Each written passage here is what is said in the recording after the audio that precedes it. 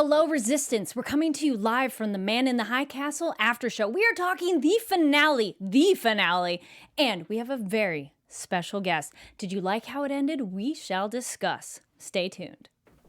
I'm Maria Menounos, and you're tuned in to AfterBuzz TV, the ESPN of TV talk. Now, let the buzz begin. What's up? Welcome to the Man in the High Castle after show. We are talking the finale of the whole show, which is crazy. Yeah. Season 4, episode 10, Fire from the Gods. And we have a very special guest. We have Inspector Kido via Skype, Jolt De La Fuente. Welcome, sir.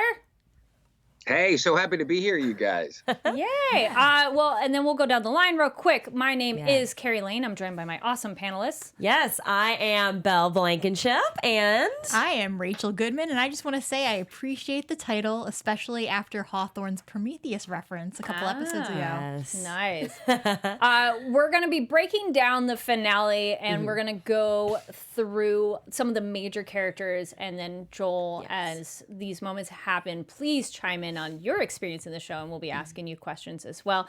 Plus, we have some fun behind-the-scenes photos that we got special access to, and we can't wait to share them with you. But first, let's have everybody say what they thought of the finale. A lot of people on Twitter were all kinds of opinions. Belle, what did you think? Yeah, I was really nervous because everything I saw was just like, oh, like we're like, we don't like how it ended, whatever. And so I was sure I was going to watch it, be super disappointed, but I actually really loved it. I felt like this is the first time I could breathe since the beginning of the show. So yeah, I do have some questions about the end that I'd love to get into, but all in all, I was very happy with it. Rachel.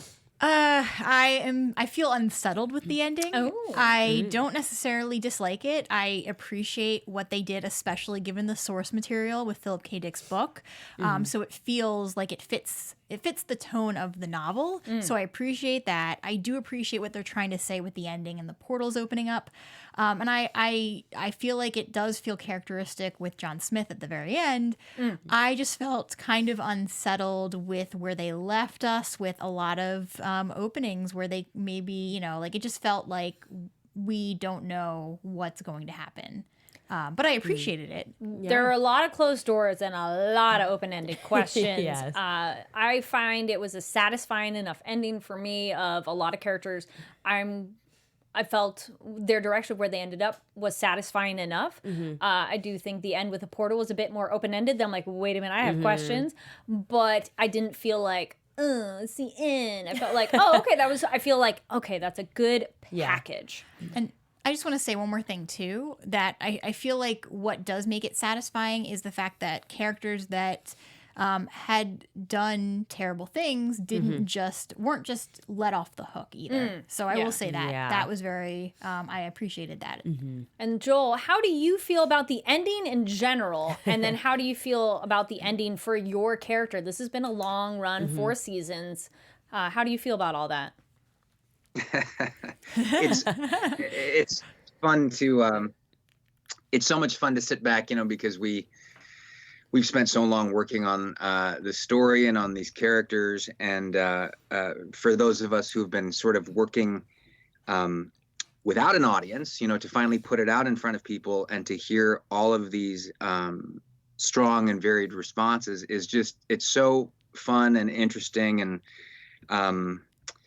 just to see how the work that we do provokes such strong reactions. It's hard because I've been working on the show for almost 5 years now, and it's hard to sort of say goodbye to it and to have to bring things to an end. And I think for viewers too, I think everyone has, even if you don't have a specific idea of what you want, I think there's a certain feeling that certain people feel like they want to have when they're ending something that they've spent so much time with. And so I think, when people have feelings of frustration or anger in some cases, or that sort of nostalgic wistfulness, it's all sort of, I think, tied into this knowledge that we have as participants that it's ending.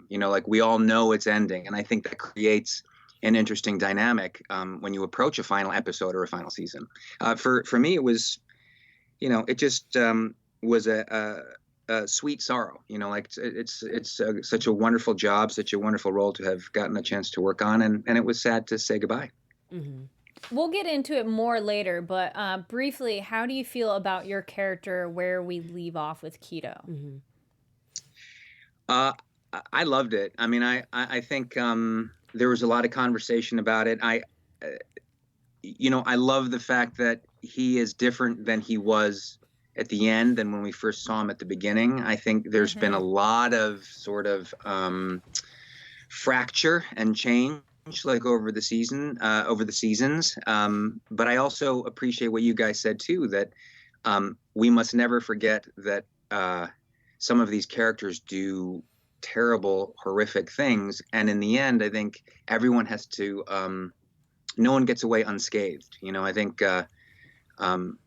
it's very important to say that, you know, Kido joining the Yakuza, it's not. If you could draw it up, there's no worse thing that could happen to Kido. I mean, I think death would be easier for Kido than to join the Yakuza. So it's a huge sacrifice that he chooses in order to save his son. This is very true. Yeah. So we're going to go through some of the other characters and their journeys. And then, Joel, if you have feelings on any of those moments, feel free to chime in. BCR, man, they do so much. And I was so glad to see their impact of them when they hijacked the news. That was a great moment. And then mentions that you are all to, you know, everybody watching, you're slaves to humanity's greatest lie. And the American promise wasn't fulfilled.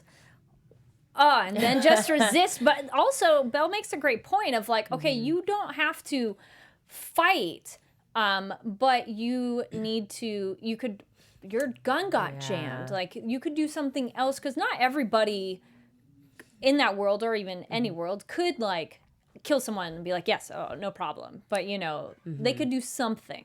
Yeah. What did you all think of those moments? Yeah, I feel like, well, I think what I loved that scene really incited was Jennifer and Helen's confrontation, because, you know, that's when they keep the TV on, and I love when Jennifer tells Amy to go to her room. Yes. She's like, you're not going to want to hear this. Yep. And then it's just then just everything. I mean, all the truth comes out, and I really think, to me, that like this whole beginning of this episode, I think we were, you know, still wondering what's Helen going to do, because that was the big question the last episode. Is she actually going to, you know, give up John or not? And I felt like once she could see how disappointed Jennifer was, that to me was the moment that I was like, now she has to make a choice. So I just thought that was a really powerful scene, and I feel like this episode's a lot about atonement, not only for Kido and his son, but also for Helen and her daughters. So I feel like it's just kind of this generational clash, and just trying to make up for all the wrong that kind of all the parents have done.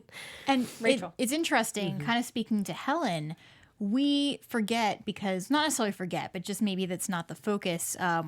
We know that Helen was part of all of this, that she did a lot of terrible things too.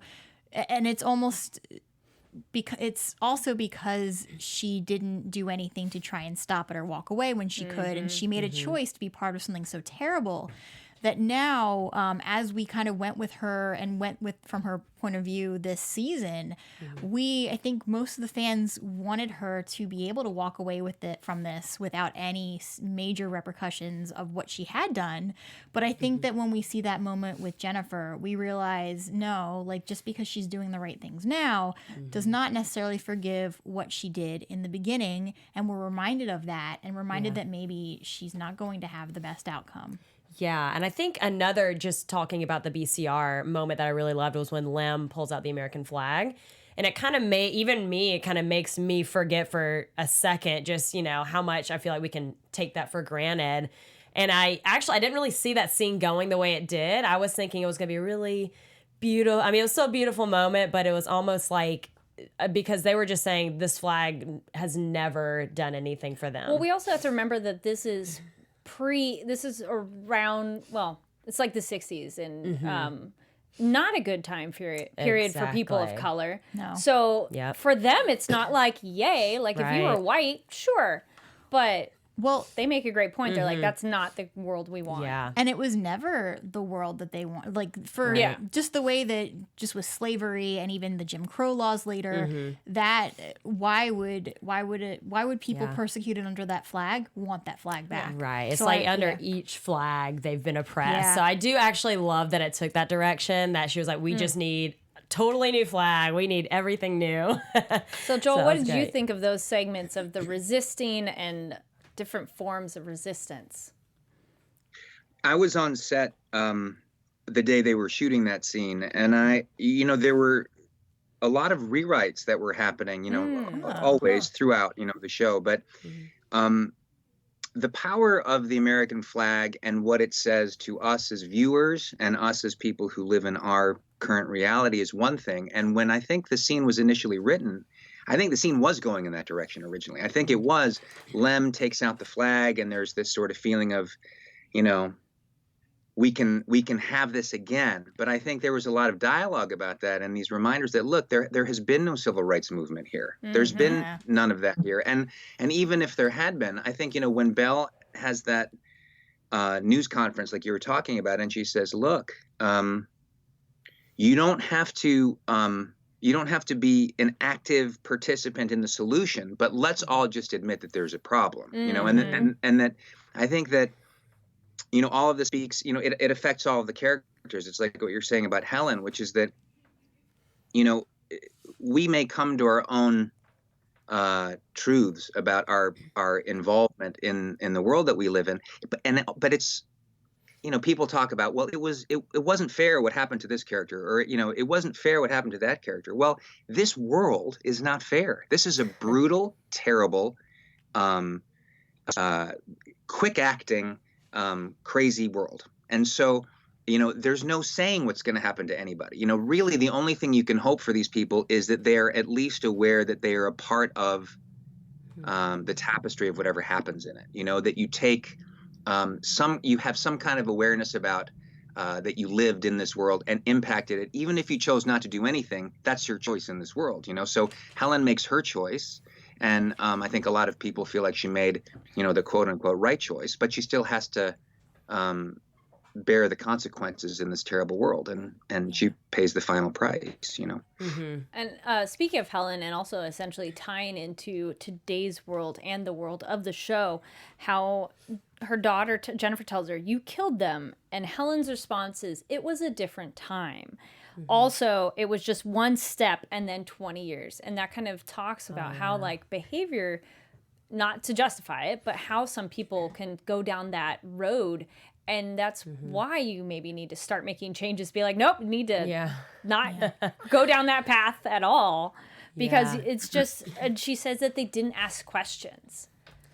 Yeah. It's I like, think, I guess and I feel like that was obviously, this has been the central conflict with John from the beginning. And the big question has been, has he started to really believe this philosophy, or is he still surviving after all these years? And as we can see, it was for him, it was kind of the point of no return. But, the same, could have been argued for Kido, but because Kido, was in pretty deep, but I feel like he also kind of came to his senses, and at the end, has the beautiful moment with his son, but he still does have to atone for everything that he's done. And then of course, John does too, which leads to his death. But yeah, I just feel like that was a really, it was powerful just to kind of see that it's so easy to get so deeply into something that you believed in for years. But then you do have these other, like General Whitcroft, who ends up kind of being the savior we all needed all along. I'm so glad that somebody was like that. Yeah. But you have to believe that in this world too.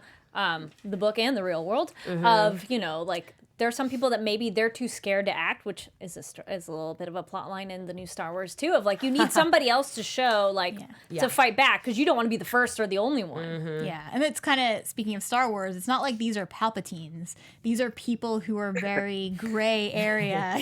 And so it's hard. Like we want Kido and John Smith. We want them to do the right things because we've seen that there's a human side to both of them. And the hard thing with John Smith is we've seen the alt the alternate John Smith. We've seen the man that he could be, and we see the John Smith that we've gotten to know over these last 4 seasons and how he had opportunities where he could do more than what he was doing, especially at the end where he had control of America. He could have turned it in a positive direction that brought back the America that he knew. I was kind of hoping. I was like, oh man, maybe I was holding out hope for John Smith, and I'm like, no. And are we talking about him now, or do you want me to?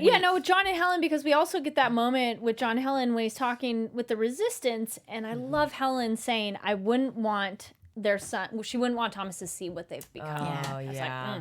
And the moment we get from John Smith, where I feel like we have not seen this before, is that he finally recognizes that what he had been doing was wrong. Yeah. And I feel like he is so closed-lipped about it, and he doesn't really even speak to Helen about it. We don't get much of that external thought process. Is that the moment when he's like, I don't know how to stop? I don't know how to stop. Yeah, we finally get that he recognizes that he has not been doing the right thing.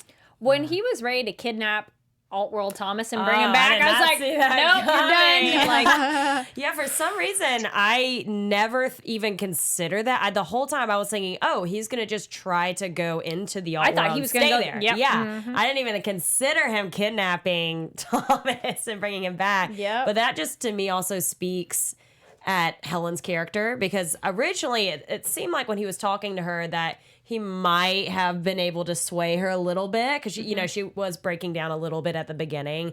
But I love that she stays strong, and I think that came down to after having that conversation with Jennifer and just realizing, she made the ultimate sacrifice. I actually wasn't sure when I saw her on the train. I was like, did she change the plans with Julianna now that she's on? I think she knew as soon as she got on that train. She was that's what it meant. And I'm glad she told John. She's like, you know what? I did it. She was like, I told the me. resistance. I was like, yes. So great. kind of them leading into John's end with Julianna. How do we feel? And then Joel, I'd like your opinion as well, because Kido gets to essentially interact with people in other ways too. Yeah. Julianna doesn't kill John. Right. So she's not a murderer. I appreciated that. Yeah. I also thought it was very characteristic of someone from a Nazi regime to kill themselves, because that was typically what had happened in that time period. Don't be taken captive. Yeah. So I appreciated that. So from that aspect, I was like, okay, this makes sense. And I like that Julianna did not kill him, but that's where this kind of unsettled feeling comes from for me, is I don't know how I feel about it ending like that, where he just took the coward's way out. Even as characteristically plausible as it is, I still wanted more from that moment. Yeah, I know what you're saying, because I've been kind of torn too.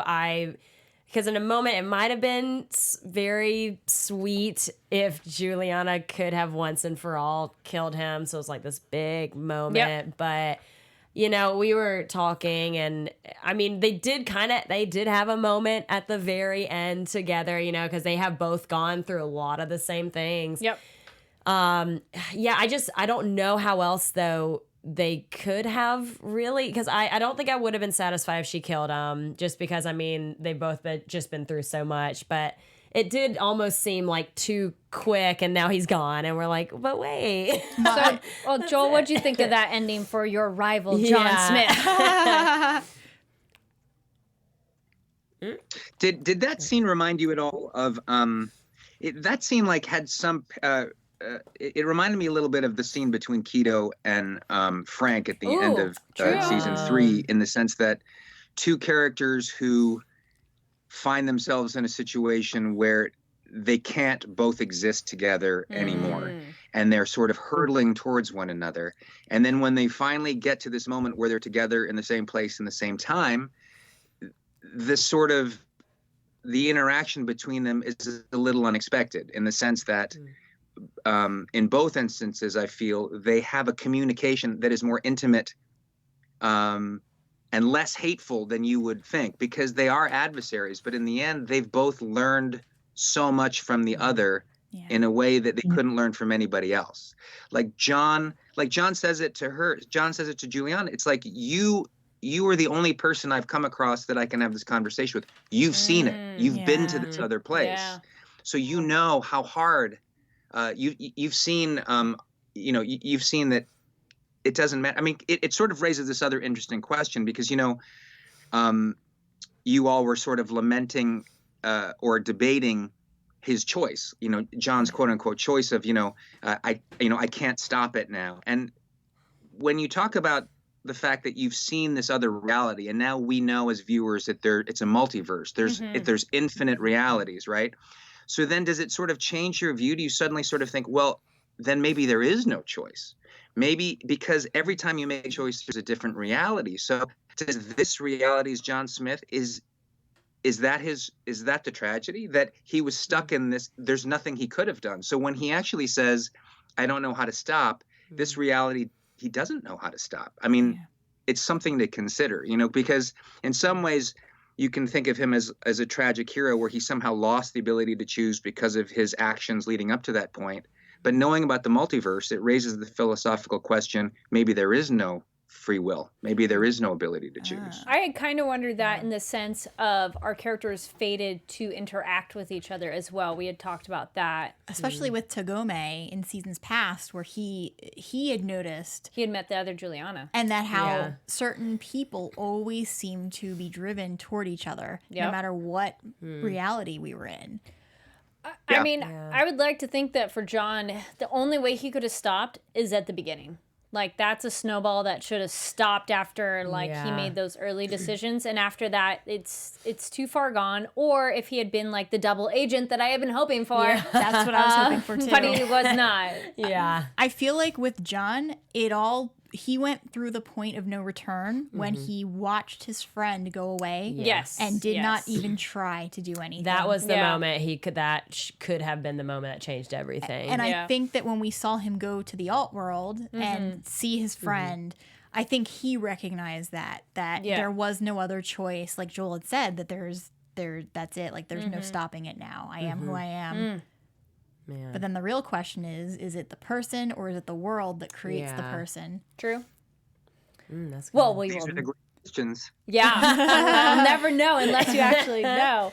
Any other thoughts on John and Helen? I mean, I do think Helen, I did a part of me want her to escape with her daughters, but it is true that she was a bystander for a lot of these atrocities and didn't do anything. That I feel it's a fitting, air quotes, punishment for her, but she took care of her daughters, and she made the point too that their youngest daughter is that we've lost her. Her mind belongs to the state, so I really hope Amy can change.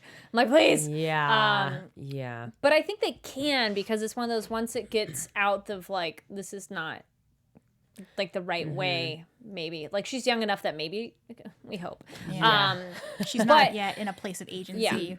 I feel Helen, her going out was satisfying enough. I'm glad she told John, essentially got it all off her chest of you know what, this is where we stand. This is all the stuff I've been holding back from you, and I wanted to tell you for so long. So I'm glad she did that. Right. And John, I mean, it is the coward's way out for him of how he did that, but I'm fine with how that ended. So buttoned ends of Yeah, I think I'm pretty sad. I mean, I even when Helen died, it was sad, but to me it was almost like that's just the way it needed to go. I feel I don't think I would have been happy if she had lived. It wouldn't have had that really kind of magic moment. And I do love, especially when John is kind of saying his plan to get Thomas into this universe, how it was obvious that he was so sure that she was going to be on board. And you could just tell how she's no, offset. He just did not really, I feel like until he says it out loud, to him, it was not crazy at all. And then, kind of Helen being his backboard just made him now you can just really see he is a desperate man that, is in mourning still. Small thing to his credit, I was glad at how hurt he was when she died. Yes.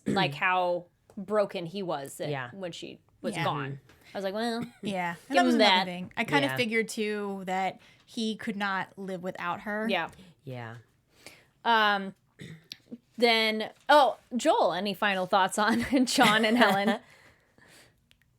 Well, just how amazing Shayla and Rufar. Like they just do such great work. The scene between Helen and Jennifer, you know, it really is. It's such a great scene, and I think it's the first time the show definitively says what the point of view is of the show, which is that fascism is bad, without question. Like, I think that there's so much ambiguity and so much exploration of gray that I think there's a lot of worry sometimes when people are watching because they don't know. It's not crystal clear what the point of view is from, you know, the people up on high. But I think, you know, when Helen looks at Jennifer and says, what we did was wrong, but we did these things, and we have to be responsible for them. And it was hard, but yes, it was absolutely wrong. I think that's so important for the show. I think it's so important that it happens when it happens, and that, you know, we know unequivocally that,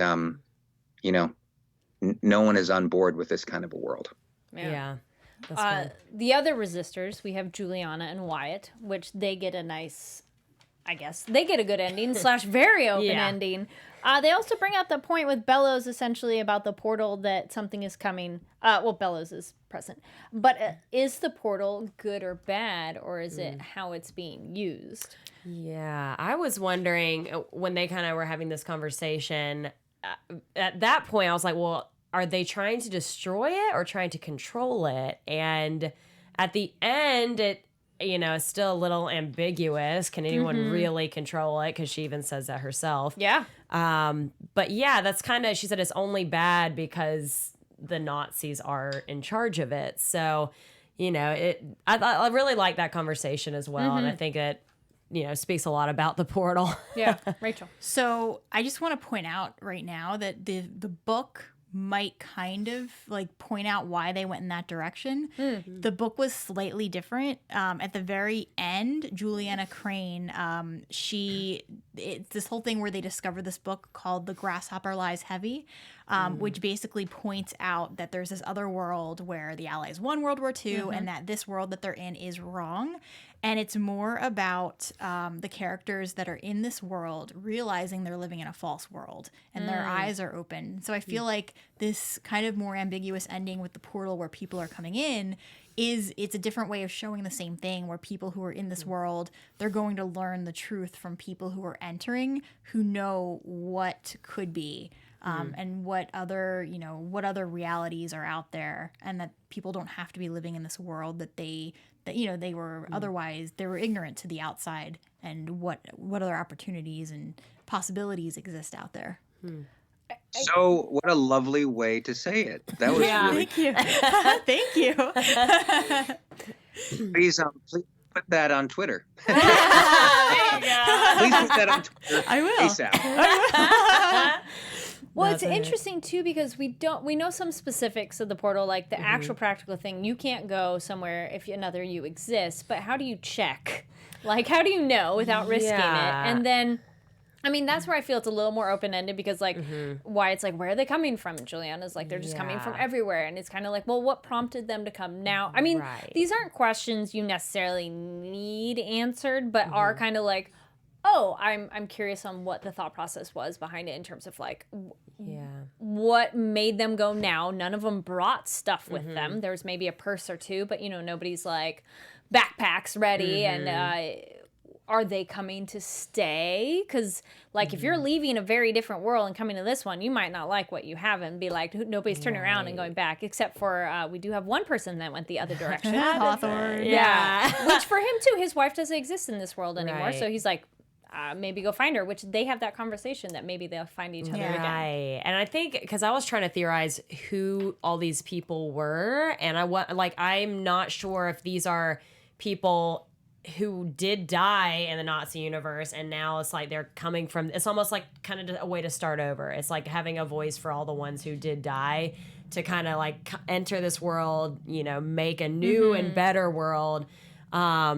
And I, you know, had done some reading as well, and I think it was almost like John's death needed to happen because now it's like everyone's on the same, like their paths have been aligned now. It's like they're not in a bunch of different directions. It's like they're all going in one direction now. But it's still, you know, It's tough. I like that it's a little open-ended though. I appreciated with everything that's going on now in 2020, 2019, I appreciated that they ended the show on this message of hope. Yes. And that in a terrible world where things are going awfully, things can always change. And it is ambiguous because we didn't quite get this neat little package of an ending, but we did end with this idea that it's never set in stone and that you were never stuck 100% in any bad situation, and that power in numbers, people can come in and potentially change what's working so terribly. I agree too. It definitely had that feeling of hopefulness. Like it would be interesting to see what happens next, but I feel it's going in the direction of hopeful change and positive change. But maybe we don't get some of the specifics, but that's okay because it's like it ends enough. Yeah. I was going to say the other last character we haven't talked about, their ending specifically, are Kido to work for Yakuza. I mean, we've talked about it a little bit. But yes, the parting with his son was just so like, oh, I wanted a hug. Come on. Or a pat on the shoulder. On the back. I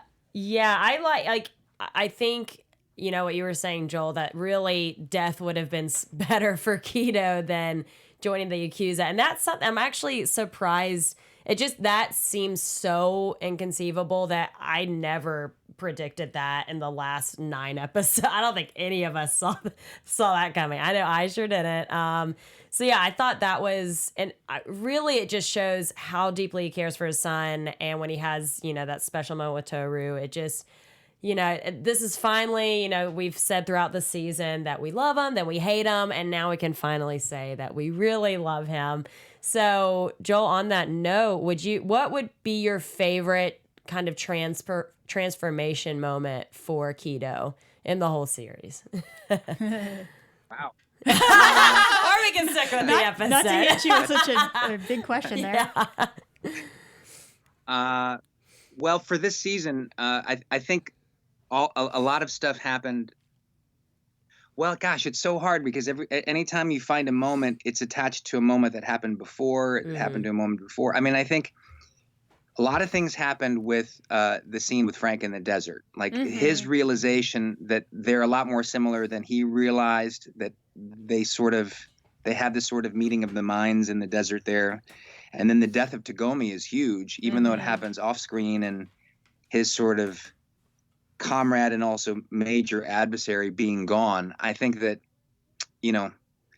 all of that leads to, in the end, his solitary moments in the, in the gas chamber. Those moments, with watching everybody leave the Pacific States, and then that sort of hallucination he has with his son, that's when he sort of fully transforms into whoever he is now, and then whoever he's going to become in the future. Although, I think it's worth pointing out that there's some things that have been cut out, that we shot that weren't included in that last scene. Two sort of interesting things. One is Kido has a line to his son. His son says, come with me. And Kido says, I can't. There's so much I have to atone for. And he says, how can you atone? You're working for the wolf, the Yakuza.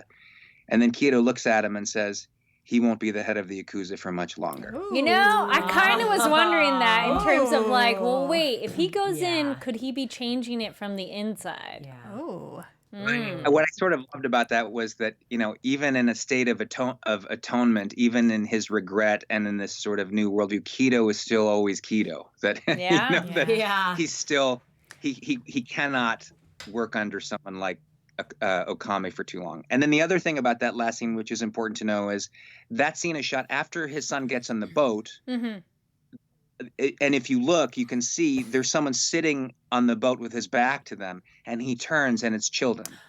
And then Childen, he gets his note from the Yakuza. What was that? And then the last image you see of Childen in the version that we shot that you don't see is Childen standing in the prow of the boat heading off to Japan. Well, we see he gets his note, and so I'm so glad you mentioned it, because that was another character that I'm like, I really liked his character and Yukiko, and I'm like, okay, I just really hope she didn't turn around and come back as he was going there. Yeah. So I'm like, okay, they get a happy ending essentially. I know. The only thing I wish in this episode is that we could have seen a little bit more of Childen, because it was kind of rushed for him, because he comes in, he needs his rite of passage, and then of course Kido busts in, and then there's more important things going on, of course. But I just really, I wanted to be so happy for him in that moment, but it's just like there's too much going on. So but that's what it was like. Yeah, rush. But I honestly didn't even notice that him on the boat. So I don't think I noticed him on the boat. I just Yeah. remember he You got his weren't passage. supposed to. I mean, but the Okay. way they had to cut it because of the shape of things, you're not supposed to know that. Like okay. the original attempt was to try to juggle all of these stories together. The conception of the last season was, this all happened over 2 seasons instead of 1. It was pitched as a 2-season. So the fall of the Japanese Empire would have happened over season 4, and then the collapse of the Reich would have happened in a season 5. That makes sense. Okay. So, Basically in 1 season. Joel, is there anything else you can share with us about what we didn't get to see that that was in the original script or one of the original scripts? That's a big one. I mean, I'm trying to think of there are a bunch of smaller things. The thing that's a really small thing that I was really upset about losing was there's a scene with Kido in his pajamas. that would have been good. And I'm so upset to lose it because, there was such an absence of anything personal having to do with Kido until the season. Yeah. And so there was a lot this season. And so I was so excited, because you never see him out of his work clothes, and to see him in his pajamas, I thought was really fun. But it also happens in a scene where he's pouring himself a cup of tea, and you see that he has his son's, it's after he's kicked Toru out of the house, but there's 2 teacups there. And you see him earlier, like he's eating dinner alone, and there's 2 tables, there's 2 place settings, like one for his son also. So when you see the place settings first, and then when you see him in his pajamas with the 2 teacups, you see him take the one, his son's, get up, and he puts it away. So I was sad to lose that, mainly just because I wanted people to see Kido in his pajamas. Need to post that on your Instagram.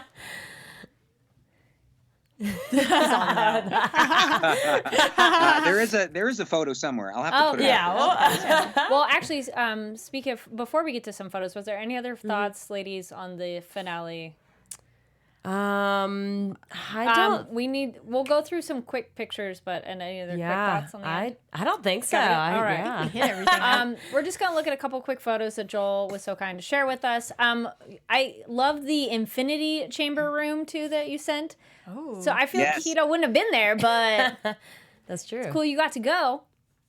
It's an awesome, everybody went to that room. I mean, because I have no interaction in that room, but I made a point of getting, it's sort of like, it was like the photo op of the season. Like everybody wanted to get into that amazing room that Drew designed. And it was such a challenge, I think, to shoot in that room. I think both Jim Hawkinson and Gonzalo Amat loved the challenge of having to shoot in that room. And it was just fun to be in there.